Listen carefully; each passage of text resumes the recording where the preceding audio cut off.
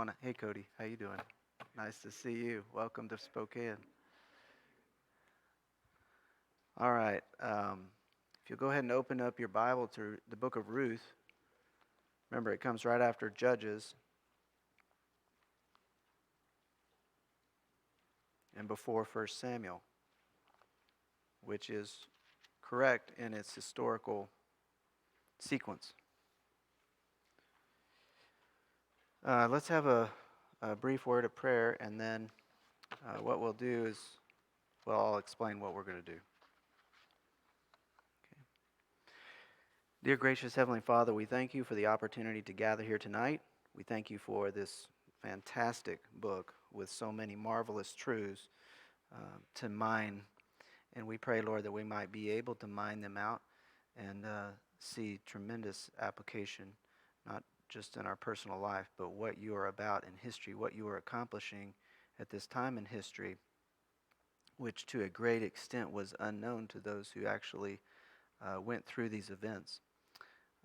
But we see that you have a plan, and that by providence you are working it out, and in hindsight we marvel.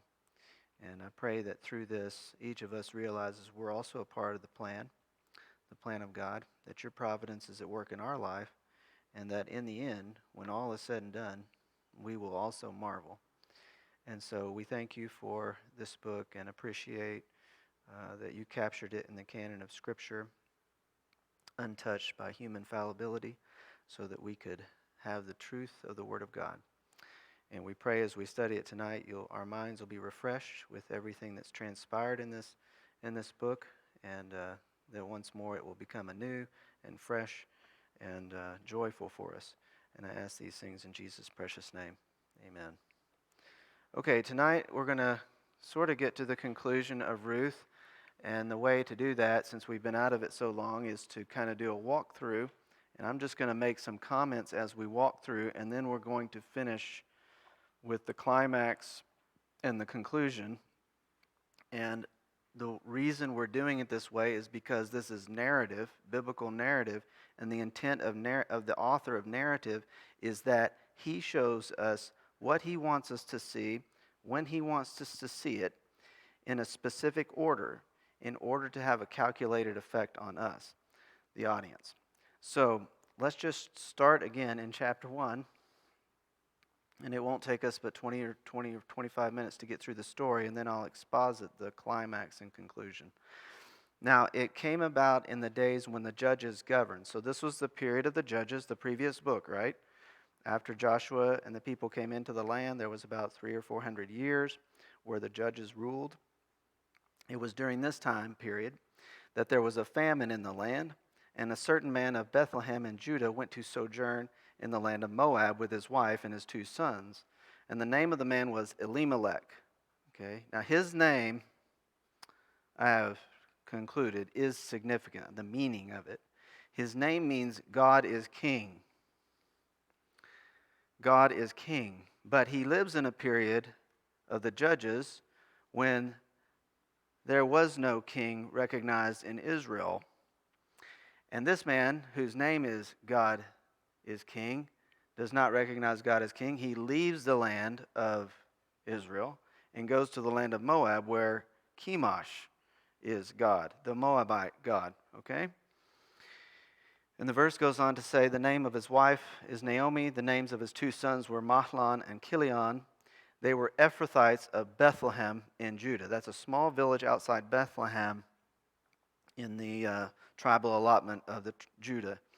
Now they entered the land of Moab and remained there, meaning they settled. So they initially left perhaps for just a short period of time, but then they remained. Then Elimelech, Naomi's husband, died, and she was left with her 2 sons. And they took for themselves Moabite women as wives. The name of the one was Orpah, the name of the other Ruth. And they lived there about 10 years. Then both Mahlon and Chilion also died. Okay, and the woman was bereft of her 2 children and her husband. Okay, so this is the crisis of the book. And the author has introduced this very quickly so that we can already know what the book must be about. It's got to be about this crisis in Naomi's life and how that gets resolved. Okay, because she had a husband, he's dead, and now Mahlon and Chilion are dead. And the danger is that Elimelech's line will die. Okay, there will be no further line. Verse 6, the return from Moab. Scene 1, the journey. Then she arose with her daughters-in-law that she might return from the land of Moab, because she had heard in the land of Moab that the Lord had visited. This word means comforted. He had comforted his people in giving them food. So the famine is over, and she obviously needs food, so she begins to return. So she departed from the place where she was, and her two daughters-in-law with her, and they went on the way to return to the land of Judah. And Naomi said to her two daughters-in-law, "Go, return each of you to her mother's house. May the Lord deal kindly with you, as you have dealt with the dead and with me. And may the Lord grant that you find rest, each in the house of her husband." And then she kissed them, and they lifted up their voices and wept. And they said to her, "No, but we will surely return with you to your people." But Naomi said, "Return, my daughters. Why should you go with me? Have I yet sons in my womb that they may be your husbands?" Well, obviously not. Okay. So return, my daughters, go, for I am too old to have a husband. If I said I have hope, if I should even have a husband tonight, if I get married tonight and also bear sons tonight, would you wait, therefore, until they were grown? Would you therefore refrain from marrying? This is too much, she's saying. No, for it is harder for me than for you. The intent of the Hebrew is, my suffering is too much for you to bear. Don't go back with me, because I'm just going to be an old hag. That's what she's saying. For the hand of the Lord has gone forth against me. Okay, the Lord's against me. Okay, and she's interpreting the death of her husband and two sons as Yahweh's sovereign hand against her. And so they lifted up their voices and wept again, and Orpah kissed her mother-in-law, but Ruth clung to her. Okay, and this is a critical part of the narrative, right? Because now we learn that Orpah is what they call a foil in narrative literature, meaning she's only there to stand in stark contrast to her sister, Ruth. Okay? So that we see the character of Ruth. Okay? Then she said, "Behold, your sister-in-law has gone back to her people and her gods. Return after your sister-in-law." So Naomi's still trying to convince Ruth to go back. Look, there goes your sister-in-law. Just go, But Ruth said, "Do not urge me to leave you or to turn back from following you. For where you go, I will go. Where you lodge, I will lodge. Your people shall be my people, your God, my God. Where you die, I will die, and there I will be buried. Thus may the Lord do to me and worse, if anything but death parts you and me." Okay, this is Ruth's, what she's most famous for saying in the whole book. Okay, but it's her statement of chesed, the Hebrew word for loyalty. Okay, it's a statement of her loyalty to Naomi and to Naomi's people and to Naomi's God, Yahweh, the God of Israel. Okay? When she saw that she was determined to go with her, she said no more to her. So they both went until they came to Bethlehem. And when they had come to Bethlehem, all the city was stirred because of them. And the women said, "Is this Naomi?" And she said to them, "Do not call me Naomi, call me Mara." Okay, the word for bitter. Naomi means pleasant. Do not call me the pleasant one, but call me the bitter one. Why? For the Almighty, El Shaddai, has dealt very bitterly with me, referring to her circumstances in life. He took my husband, he took my two sons, and I have no heir. I went out full from Bethlehem, but now I return, and the Lord has brought me back empty. Why do you call me Naomi? Why do you call me pleasant?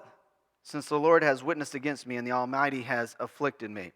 So Naomi returned, and with her Ruth the Moabitess, her daughter-in-law, who returned from the land of Moab, and they came to Bethlehem at the beginning of barley harvest, which we find later to be the providence of God, meaning he guided them back at this exact time, because it's a setup for exactly what happens next. So we see God's hand at work. Act 2, Ruth's encounter with Boaz, and scene 1 is the field. So verse 1, now Naomi had a kinsman. Okay, technically this is just a close friend. It does not introduce this individual as a kinsman yet. At this point in the verse, it's just discussing the character of this man that we're about to be told about, that he's a good friend, okay? Naomi had a good friend of her husband, a man of great wealth of the family of Elimelech. Now we learn he's of the family of Elimelech, her husband who had died. And his name is Boaz. Okay, so we're introduced to him now, and there's a purpose for that, because somehow now all of a sudden Boaz is going to get important in a few verses. And so Ruth the Moabitess said to Naomi, "Please let me go to the field and glean among the ears of grain after one in whose sight I may find favor." Okay, she wants to find favor from whoever's field she goes to glean in. This word favor is hin. It's the word for grace. It's the Hebrew word for grace. She's hoping that as a foreigner, she can find grace dispensed to her from a landowner. Okay?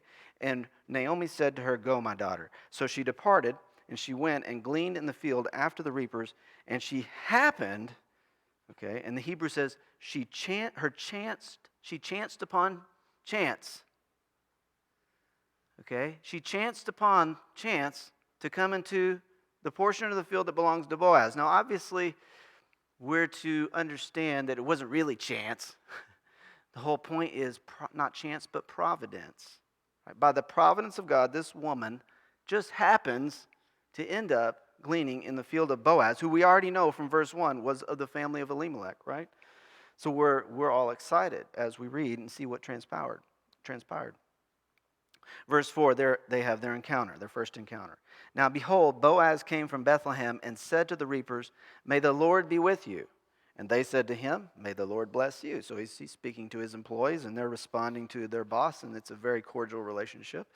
Then Boaz said to his servant who was in charge of the reapers, "Whose young woman is this?" So he takes notice of this Ruth.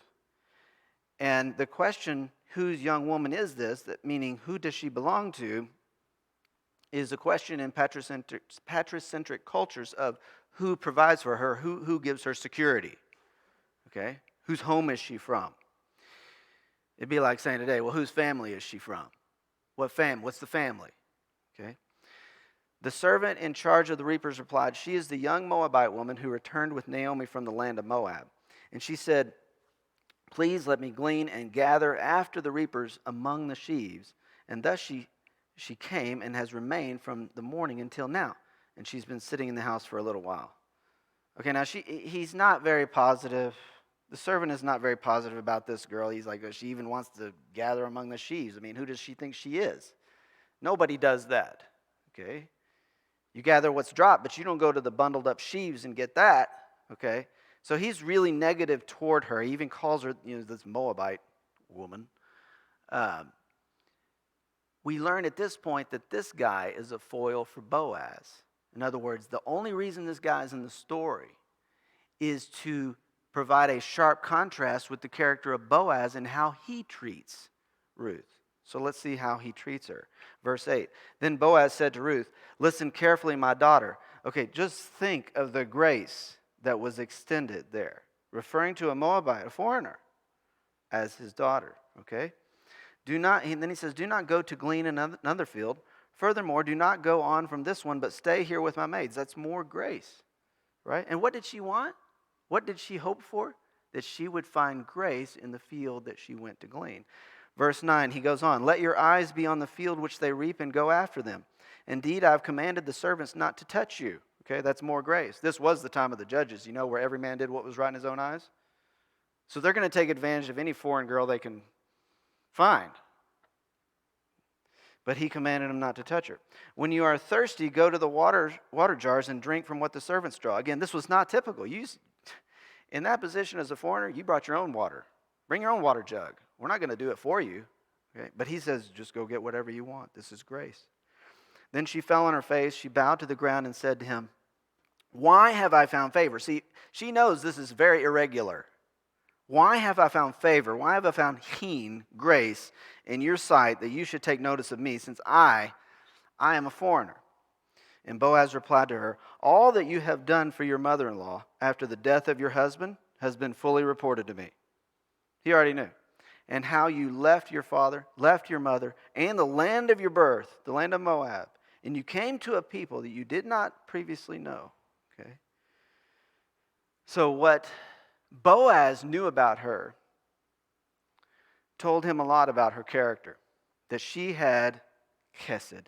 Okay, and this is the key quality of Ruth. Chesed is loyalty. Okay, loyalty demonstrated by acts of devotion.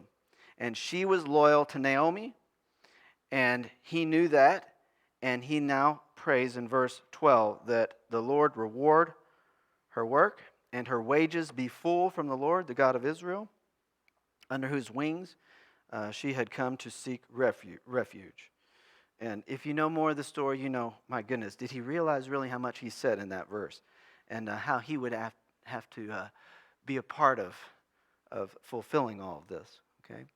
Then she said, verse 13, I have found grace in your sight, my Lord, for you have comforted me and indeed have spoken kindly to your maidservant, though I am not like one of your maidservants. Okay? So this quality of grace becomes the quality that we are to see in Boaz. Okay? Hers is loyalty and his is grace. And Naomi, she's all over the board. Okay? She's all over the place. Okay? So verse 14, at mealtime, Boaz said to her, come here that you may eat the bread and dip your piece of bread in the vinegar. This is more grace. So she sat beside the reapers, and he served her roasted grain, and she ate and was satisfied and had some left. When she rose to glean, Boaz commanded his servant, saying, let her glean even among the sheaves, which was not done, and do not insult her. Also you shall purposefully pull out for her some grain from the bundles, okay? So they've already bundled all this. They're going to take it out and leave it so that she can just pick it up, okay? He says, and do not rebuke her. Okay, this is grace upon grace upon grace that he is showering upon Ruth, this foreign Moabitess. So verse 17, the report. So she gleaned in the field until evening. Then she beat out what she had gleaned, probably with a stick, and it was about an ephah. Means nothing to us in English, but it's about 30 pounds of barley, from what we know from archaeology. And she took it up, and she went into the city, and her mother-in-law, Naomi, saw what she had gleaned. She also took it out and gave Naomi what she had left after she was satisfied. In other words, she gave her some of the bread from the meal that she was able to dip into the vinegar. And her mother-in-law then said to her, where did you glean today, and where did you work? Because it's like, nobody ever comes home with 30 pounds of barley. That's unheard of. That doesn't happen. Okay, so where did you get all this? May he who took notice of you be blessed, she says. And she told her mother-in-law with whom she had worked and said, the name of the man with whom I work today is Boaz. Okay. Now, obviously at this point, Naomi starts to get some hope that, hey, this may not all turn out bad after all. Okay. Because she knows who this is. Naomi said to her daughter-in-law, may he be blessed of the Lord who has not withdrawn his kindness. Okay, and here he's credited with chesed. This is the word chesed. He had shown loyalty to Naomi, okay, by providing for Ruth and sending home food to support Naomi. He's showing chesed, or family loyalty, okay. So he blesses the Lord, she blesses the Lord who has not withdrawn his chesed to the living and to the dead. Again, Naomi said to her, the man is our relative, okay. Now this word is kinsman, okay, and it should be translated kinsman. It should not just say relative. This is the word kinsman, karob, okay. She says he is one of our closest relatives. Different word, goel, okay. This is the word redeemer, okay. He is a kinsman redeemer. Boaz is a kinsman redeemer. Then Ruth, the Moab, that means that he is in a position to save them, okay. Then Ruth the Moabitess said, furthermore, he said to me, you should stay close to my servants until they have finished all my harvest. And Naomi said to Ruth, her daughter-in-law, it's good, okay, it's good, my daughter, that you go out with his maids, because this is the time of the judges, and others could possibly fall upon you, right, in another field, and that's not good. So this is good. Verse 23, so she stayed close by the maids of Boaz in order to glean until the end of the barley harvest and the wheat harvest, okay. This is 2 months total. 1 month for the barley, 1 month for the wheat. And she lived with her mother-in-law. Okay. Now the point of verse 23 is to say that while there was this rising expectation that, hey, Boaz is going to solve all our problems, nothing happened for 2 months. So what is going to happen to Naomi? She's going to get restless. because she thought Boaz is the answer. Now nothing's happened for 2 months. So we get to find out what she's going to do next to fix all that. Act 3, the threshing floor, the scheme, her scheme. Then Naomi, her mother-in-law, said to her, "My daughter, shall I not seek security for you?" Okay. Security. That word goes back to chapter 1, verse 9, where she prayed that Ruth would find security in the house of her husband. And that's what she's looking for her daughter-in-law for. Now, is not Boaz our kinsman? Okay.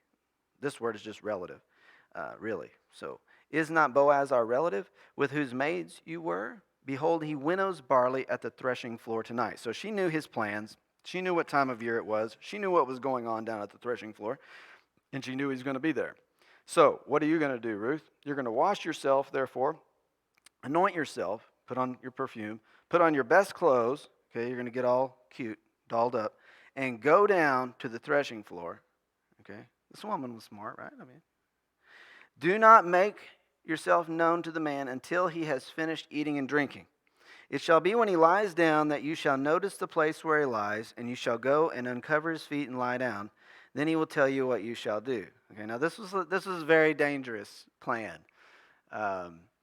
because all the men went and stayed at their threshing floors in the fields at this time of year. After they'd winnow, they'd stay to protect the grain, okay, from theft.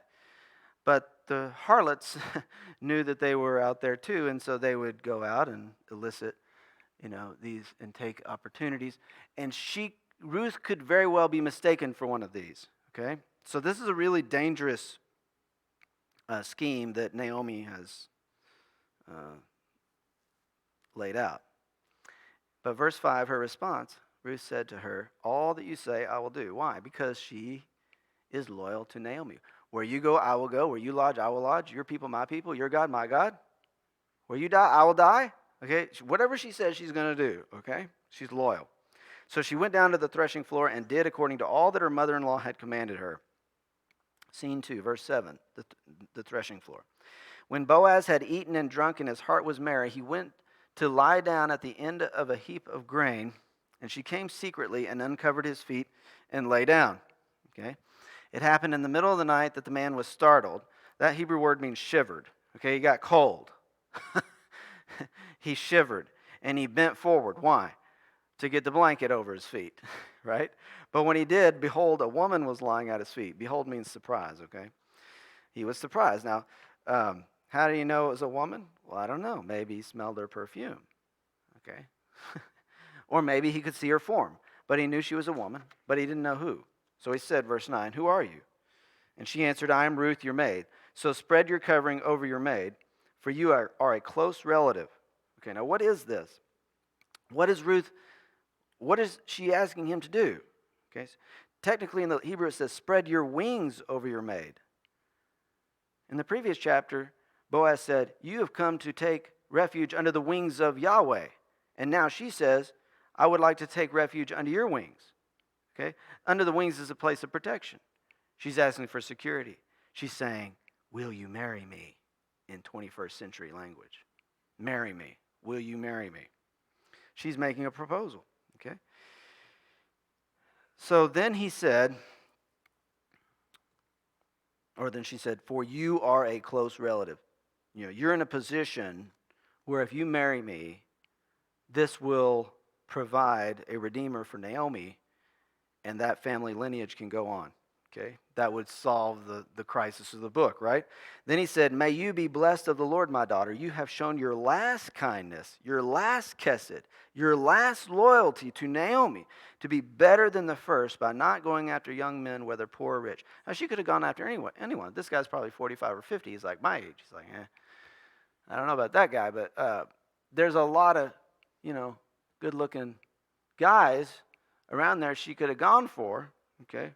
Poor or rich, either way, whatever you like, okay? But she didn't go that route. Why? Because the family loyalty and the line of Elimelech was more important than what she wanted.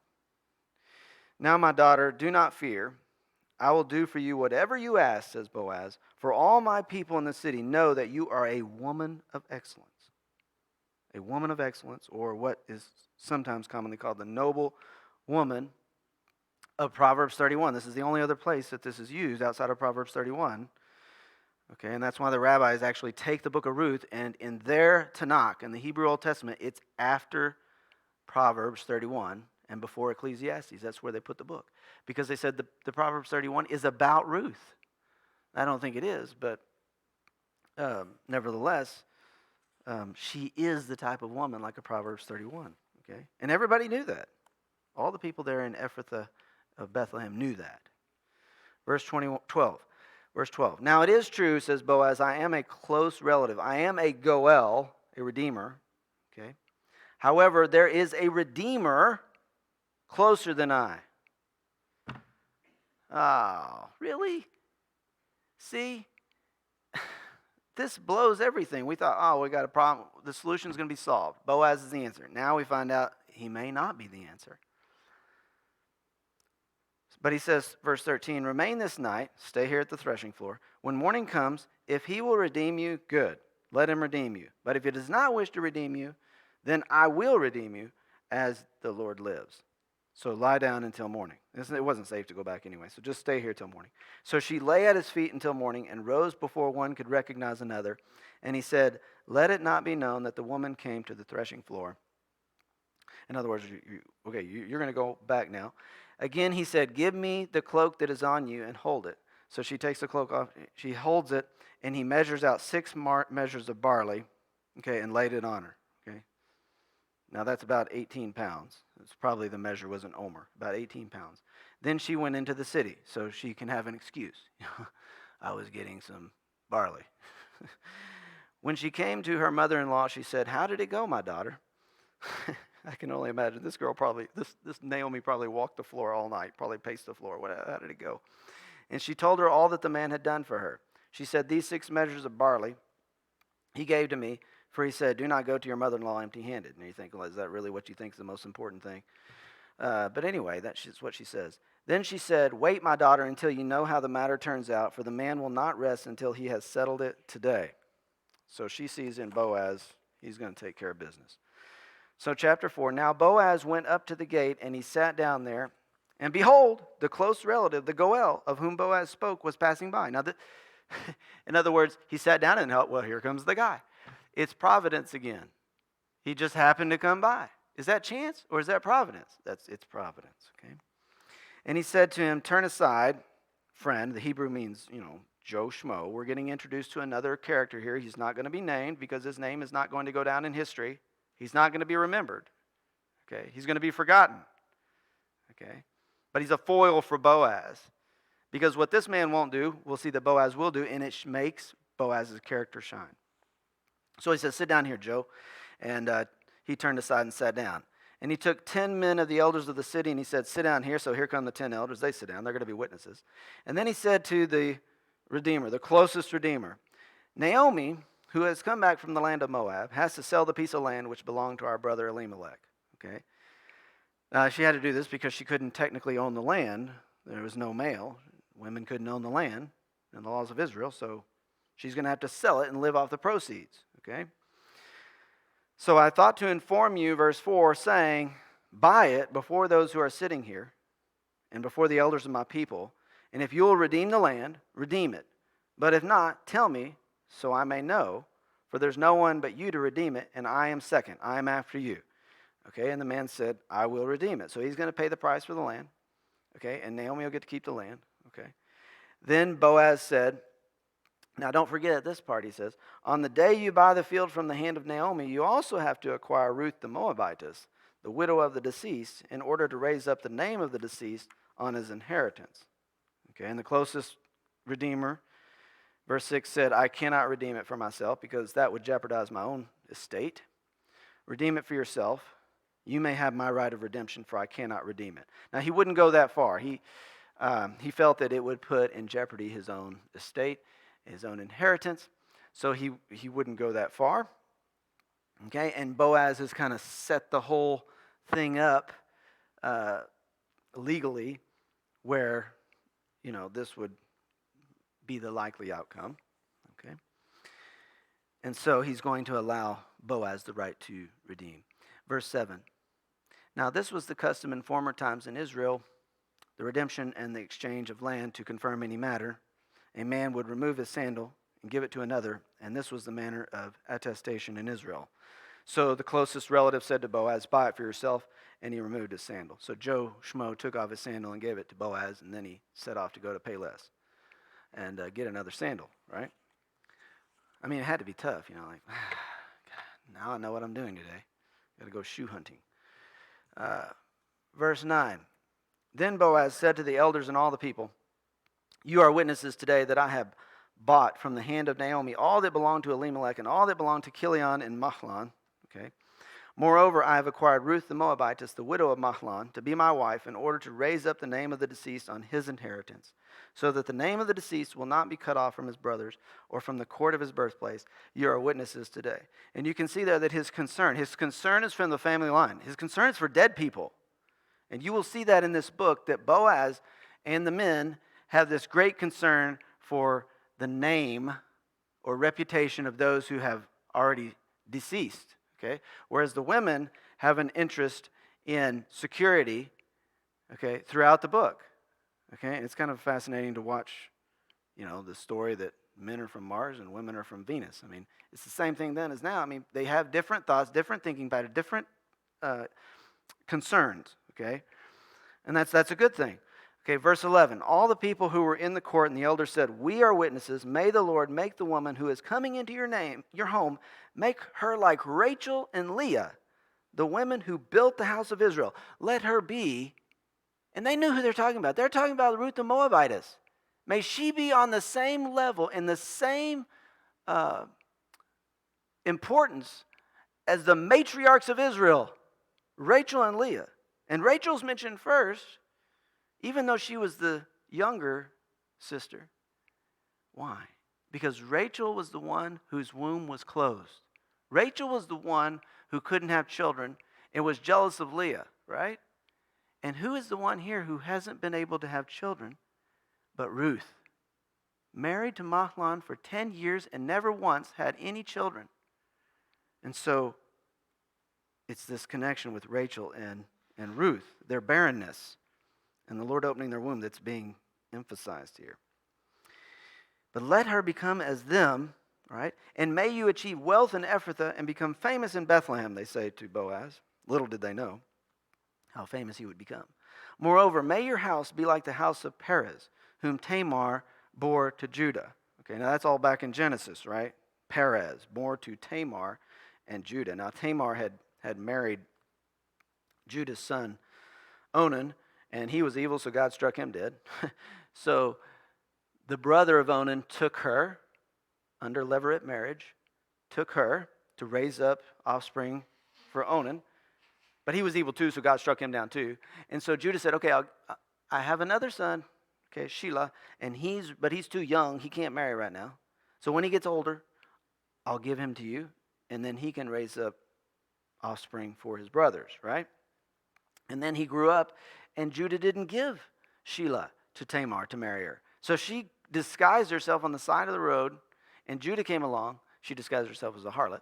He comes along the side of the road, and he goes into her, and she conceives twins. And it turned out one of them was this boy, Perez. And the house of Perez was a very strong family line in Israel. Okay? And in fact, it's the line of Elimelech and Boaz. Okay? And what they are saying is, may he become like, may this child a child that she bears, Ruth bears, be like Perez. May he be a strong house in Israel. Okay? Now, that is we've seen the crisis in chapter 1 of Naomi. Her husband's line, the line of Elimelech, is in danger of dying out. We saw a hopeful solution when Ruth had the chance encounter with Boaz in the field, but nothing came out of that. So Naomi pushes her dangerous scheme out there in which Ruth proposes to Boaz. But then there's the second complication, because he's not the closest redeemer, somebody else is. But now that legal issue is resolved, and we finally come to the climax and where everything has been going.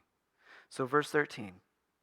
So Boaz took Ruth, and she became his wife, and he went into her. And the Lord enabled her to conceive, and she gave birth to a son. Now look, that verse covers just a little bit more than 9 months of time in that one verse, okay? And there are 5 things that happened during the time period of probably no more than 10 months. First, Boaz took Ruth, okay? He had redeemed the land, now it was time to acquire Ruth, and he did so. The phrase he took, looks at marriage from the standpoint of the man, okay? It was a patricentric culture, meaning the male was the one who provided security and for the well-being of everyone under his house, okay? And the idea of taking comes right out of Genesis 2:24, where the husband would take the wife and he would take her into his own house and become a new family unit. Second thing, she became his wife. Now this looks at the same marriage from the standpoint of the woman, okay? And it also grows out of Genesis 2:24, okay? Now, at the time that Ruth became a wife, she took a step up in her social status. She became now of higher rank in the society. She has actually moved up the social ladder, let's say in Israel, pretty quickly, okay? She was originally what? Just a foreigner. Just a foreigner. Chapter 2, verse 10 calls her a foreigner. She calls herself a foreigner. Then she was given the status of a maidservant in chapter 2:13 as she worked in the fields of Boaz. And now finally, she's a wife in 4:13. And this is the highest status a woman can have in all Israel, okay? So all this being said, she's moved up in status, and verse 13 tells us something has happened. I don't know if you saw it or not, but something has now happened in verse 13. And what it is answers to chapter 1, verse 9. Look at chapter 1, verse 9. What is it that Naomi had said when she set off with them to return to Bethlehem? And she said to both Orpah and Ruth these words, "May the Lord grant that you may find rest, each in the house of her husband." What has happened in chapter 4, verse 13? But her prayer has been answered. Ruth has found rest in the house of her husband, Boaz. So God answered the prayer, her prayer. Naomi's got to be encouraged at this point. Things are looking up. Third thing in verse 13, Boaz went into her.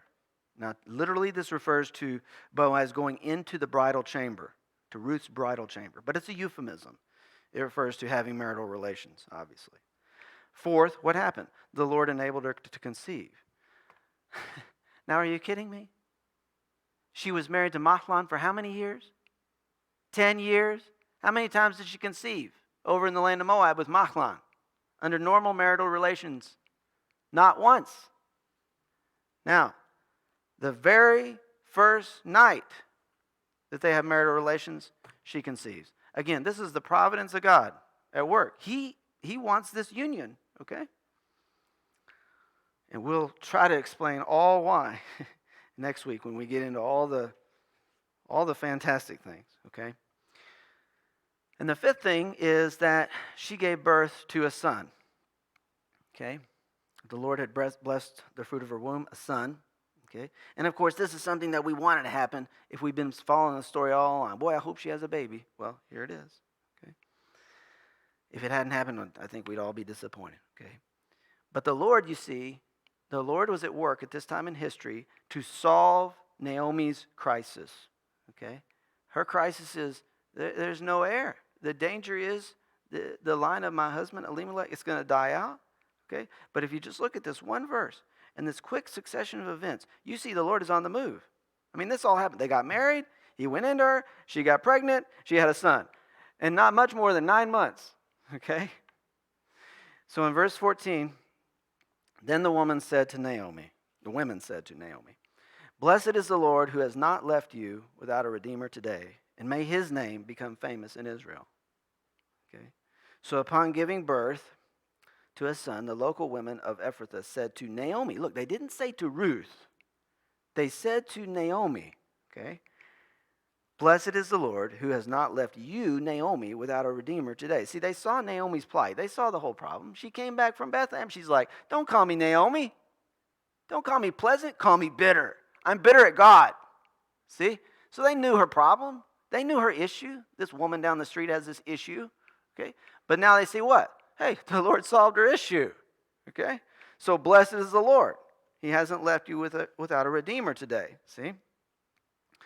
Now, who's the redeemer? I thought Boaz was the redeemer. I thought he paid the redemption price. He did. But here the son is looked at as the redeemer. Okay? So what the women are doing is they're looking through Boaz at the son that came from Boaz through Ruth, okay, to redeem the land so that this land remains in the family, okay, in the house of Judea, okay, of Judah. So the women conclude with the saying, and may the name of this son become famous in Israel. Okay? So they're expressing their desires. We hope this son, his name is great. Like Perez, this great name, this powerful, strong, important family. Little did they know that his name would indeed become very famous. So in 15a, they say to Naomi, may he also be to you a restorer of life and a sustainer of your old age. For your daughter-in-law, who loves you and is better to you than 7 sons, has given birth to him. Okay? So they express further hope that the son be, for Naomi, a restorer of life. See, she had lost her life.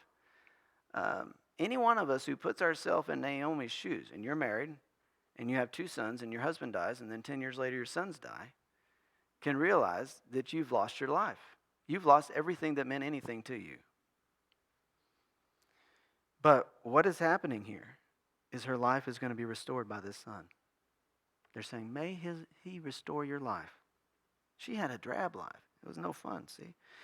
Further, they say, may he be a sustainer of your old age. In other words, when you get old and you can't care for yourself, may he care for you.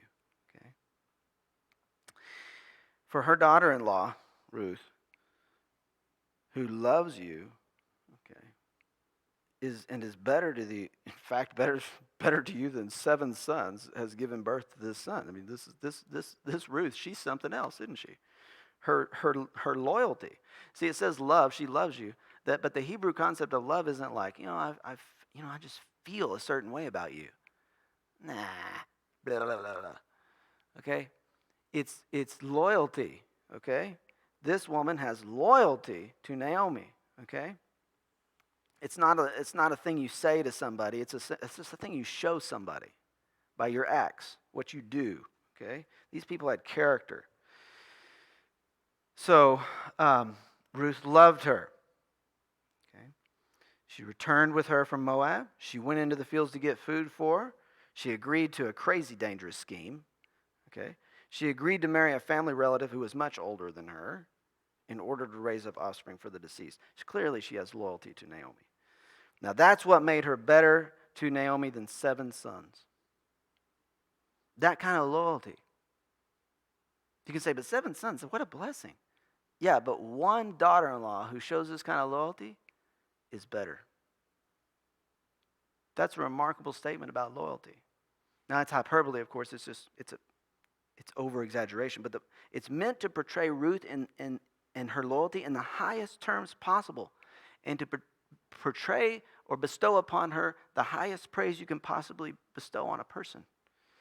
So in verse 16, then Naomi took the child and laid him in her lap and became his nurse. Okay, 3 acts, quick succession. Okay, show you how Naomi had her crisis resolved right here. She took the child, laid him in her lap, became his nurse or nanny. Okay, now the only word I want to point out here, the important one, is this word lap. Okay, it's the word for bosom.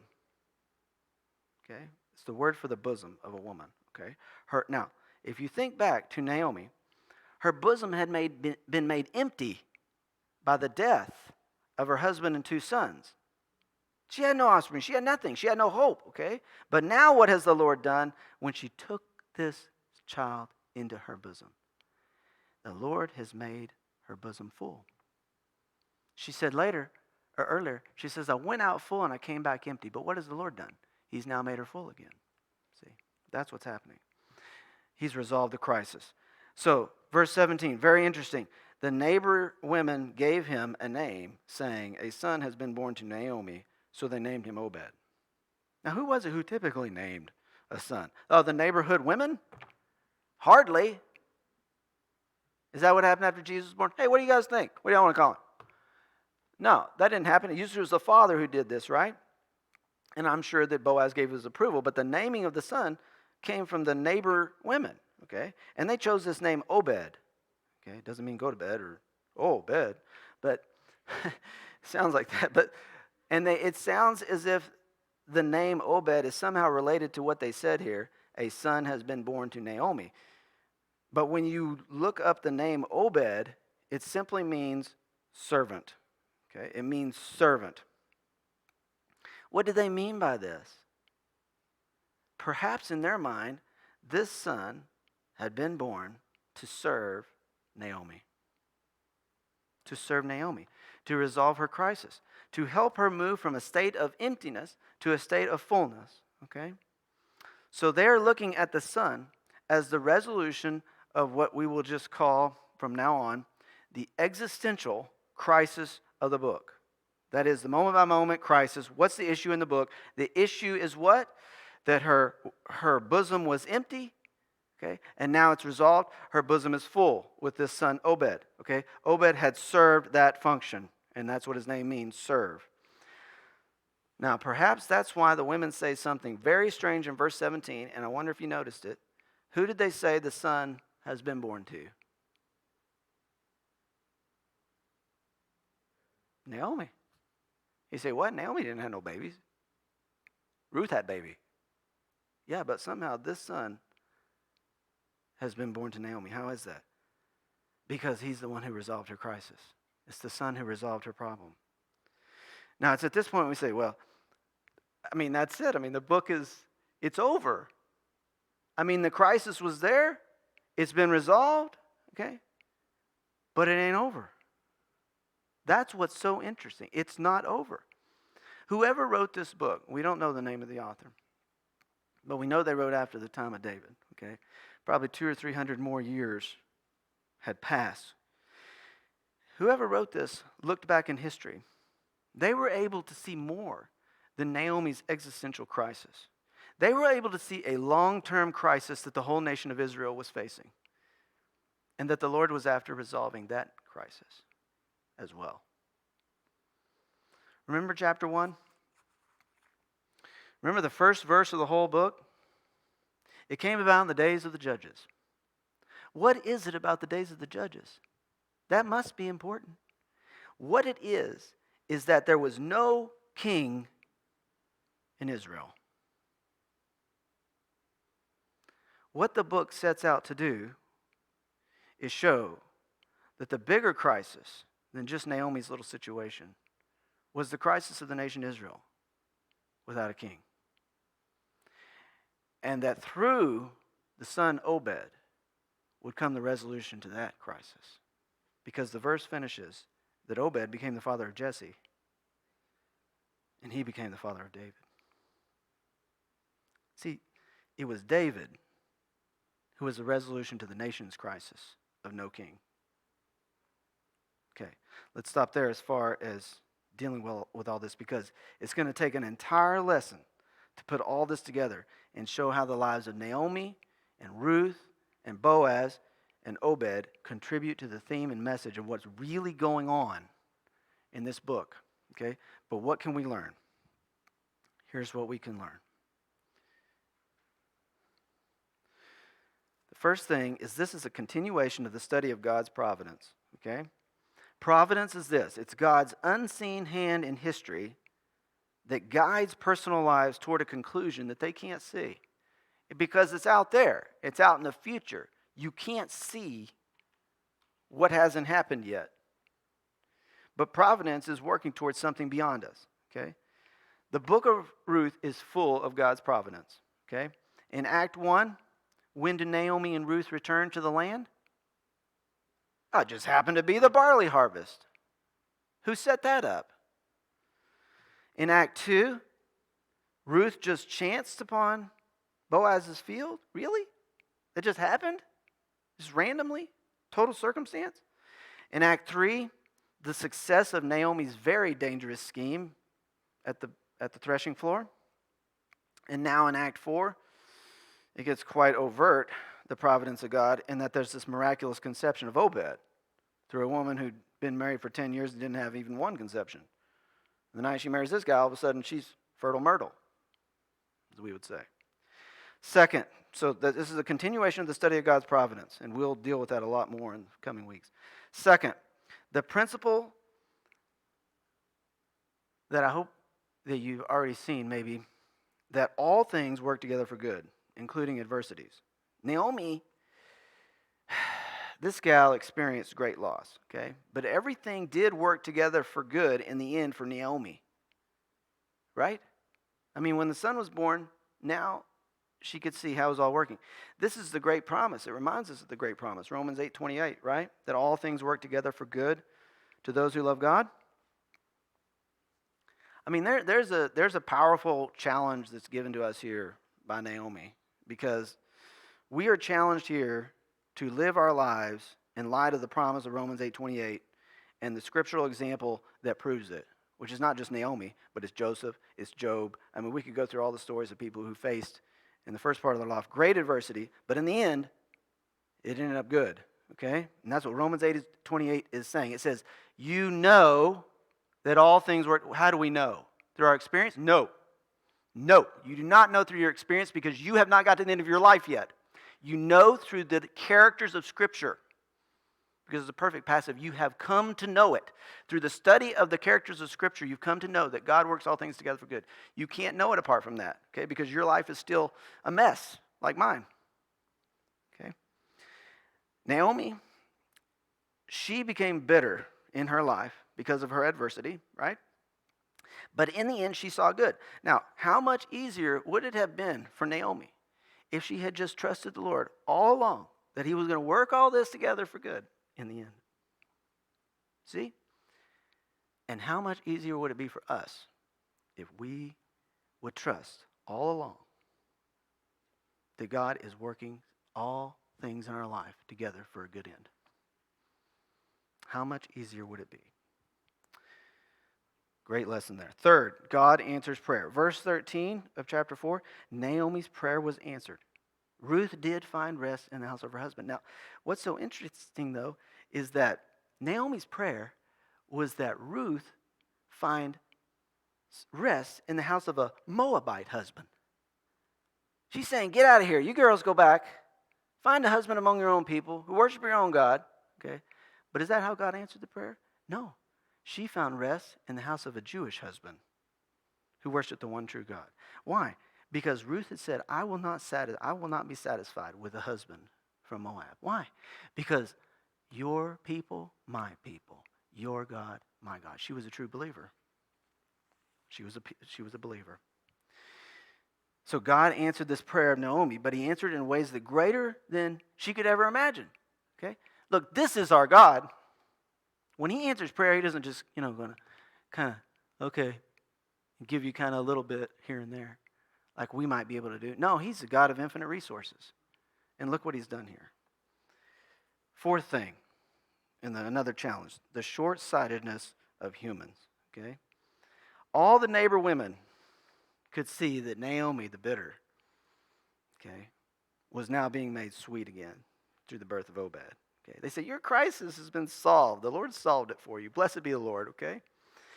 And they hoped for more. I mean, they said, may his name become great in all Israel. This would be a great thing, right? But they didn't know all that. They couldn't see that something greater was going on. They couldn't see the end of verse 17, that Obed would become the father of Jesse, and Jesse would become the father of David, and David would be the king of Israel. He would solve the nation's problem. None of them saw that. But the author saw it, see? The author saw it 200 or 300 years later. And guess what? We can see even further, and we can see more. Because we can see that David became the father of the Messiah. And we can see that he brought salvation to the entire world. What this means is that you and I are beneficiaries of what happened in the days of the judges with Naomi, Ruth, Boaz, and Obed.